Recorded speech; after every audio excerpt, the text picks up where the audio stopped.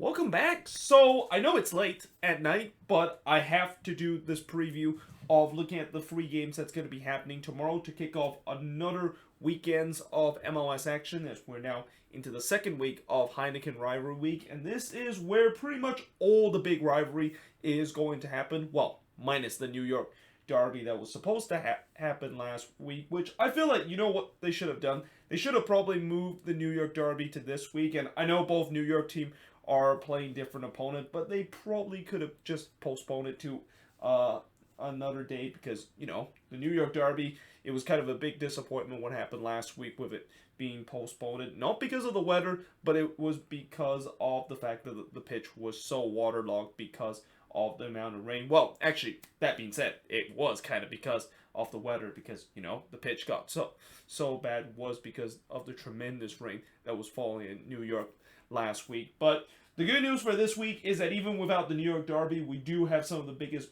rivalry that's going to be happening. And in fact, Friday is kind of, Friday games are usually kind of like the appetizer in terms of the weekend's action. That's not the case this week. This is really kind of almost like the entrees of the Heineken Rivalry Week, as all three of these games are actually going to be Rivalry Week. And we start off with the first game between the Columbus Crew versus FC Cincinnati, also known as the Hell is Real Derby. And I think the name of it pretty much just describes of what both of these teams are in right now, which is both of these teams are definitely felt like they've been in hell in these last couple of weeks, with Columbus having lost 6 in a row and equal their franchise record in terms of the longest losing streak that they're going through. And they're going to be playing against a Cincinnati team that is winless in the last 10 games, as Columbus have a record of 6-9-6, and Cincinnati has a record of 3-8-8. This game will start at 6:30 p.m. Eastern, 3:30 p.m. Pacific, but the actual kickoff is 6:42 p.m. local time, and I believe this game is going to be on ESPN, and then this one is going to be on FS1. You know what? Actually, I'm going to quickly check.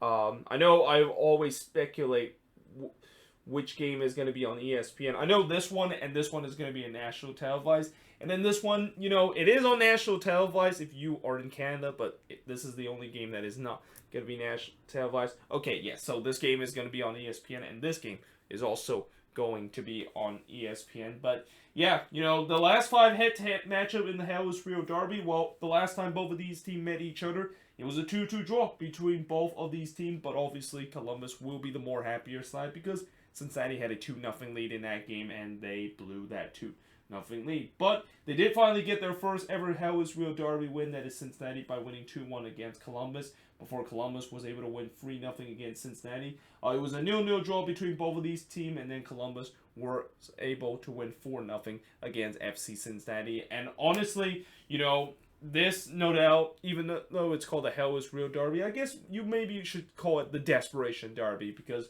both of these teams are desperate in terms of trying to get a win, and in some ways, some things gonna have to give in terms of the fact that someone's going to potentially end their winless run in this one, as long as it does not end in a draw. And there's no doubt for Columbus, they want to end this losing streak. Like, this losing streak, the longer it's gonna go, the more it's gonna take a toll on them and lesser their chances in terms of the playoff. And then for Cincinnati, I don't think they are probably going to make the playoffs this season, but they are really going through that similar period that they had in the first half of the season and during that May stretch where they looked like they were the team that won the wooden spoon in their first 2 years. And I'm pretty sure Cincinnati fans do not want to win the wooden spoon 3 years in a row. I mean, I hear people say that, we want to win the wooden spoon 3 years in a row because we want to kind of make a dynasty in terms of being the biggest loser in MLS, but, I'm pretty sure in reality they don't want to win that trophy again. They want to see progress, and winning a wooden spoon is definitely not a way to try to make progress of being a good team. But now moving on, in terms of the next match, is the Canadian Classique between Montreal and Toronto FC, and this is going to be the first time we are actually going to be seeing a Canadian Classique that is actually going to be playing in Canada in quite a while, because the first time both of these teams met in the Canadian Classique, it was actually down in Florida. It was really the first, well, actually, it wasn't the first time that the Canadian Classique has happened in Florida, because I almost forgot about the MLS's back tournament when both of these teams face against each other in the MLS is Back tournament in the group stage, and then of course earlier this season, it was a Canadian Classique down in Miami because Montreal was playing at the stadium that Inter Miami is playing in, and that there was obviously no fans in the stands for this one. Now, I don't know exactly in terms of fans and attendance how is this going to be. I'm not sure if Canada is ready to pretty much go 100% capacity like what pretty much all the teams in the US are going through, but I'm assuming they're going to try to up the capacity. I mean, I heard it's like 50% capacity, but knowing how big this game is, I'm pretty sure they're trying to maybe push it a little bit, maybe convince the local government that they might push it close to 100%. But nevertheless, in terms of this Canadian Classique, believe it or not, Montreal, whenever they come into a Canadian Classique, you always think that they are kind of like the underdogs because Toronto is by far the better team in terms of the Canadian Classique in these past couple of years. But this time, that's not the case. In fact, it's Montreal, the one that is coming into this side, probably the favorites with a record of 7-7-7 after they drew 1-1 to Philly away, and they're currently 6th in the Eastern Conference, while Toronto, they have a record of 3-12-6, and they've been winless in the last 6 games and dead last in MLS. And I talked about how they're resurgent to try to get themselves back to the playoffs. Yeah, it just feels like that's not going to happen with some of the performance that they put in the last couple of games. But in terms of the last 5 head-to-head matchup, it was Montreal, of course, winning the Canadian Classique the first time both of these team met by winning 4-2 against Toronto, and that was also opening weekends of the MLS season. But before that, it was TFC winning 2-1 against Montreal before it was a 1-0 win that Montreal has against Toronto. Actually, you know what?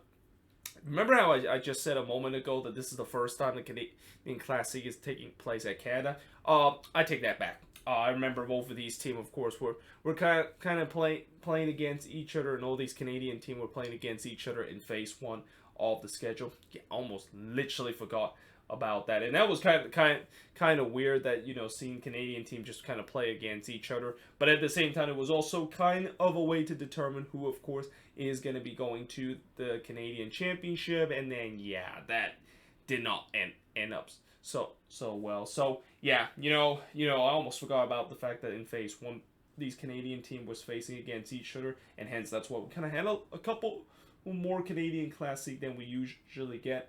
But prior to that, it was a 1-0 win, or as I mentioned, it was a 2-1 win that Toronto has against Montreal before Montreal was able to win 1-0 against TFC, and I think that was the game that ended the 18-game unbeaten streak that TFC had, which was one of the longest in MLS history. Before TFC did win 1-0 against Montreal on the road, and then in that MLS's back tournament, it was probably one of the best games we've seen in the group stage. A 4-3 win for Toronto against Montreal in the Canadian Classique in the MLS is back tournament version. But like I said, Montreal is definitely going to be the favorites coming into this game because they have been having a much better season and are kind of in a much better form than what TFC is currently in. But as I said, as the cliche always goes, forms doesn't really matter in a rivalry game. I'm pretty sure TFC would love to try to get some revenge against Montreal after what